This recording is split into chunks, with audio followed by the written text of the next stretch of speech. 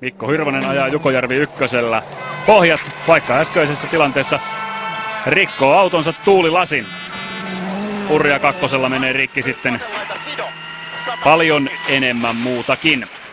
Ja nyt keskeltä Masen täys. Heittää. 100.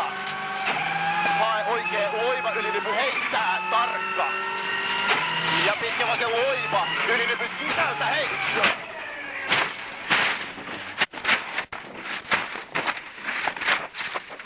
Hurjavauhtinen ulosajo. Monta kertaa auto katon kautta ympäri. Ja Hirvosen kisa päättyy tähän.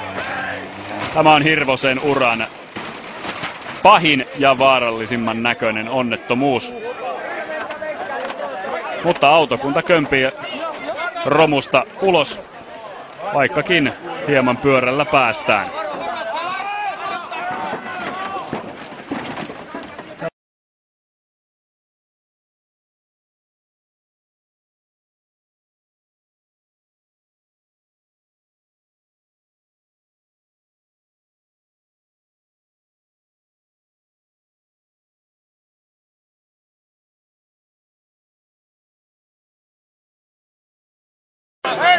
Pois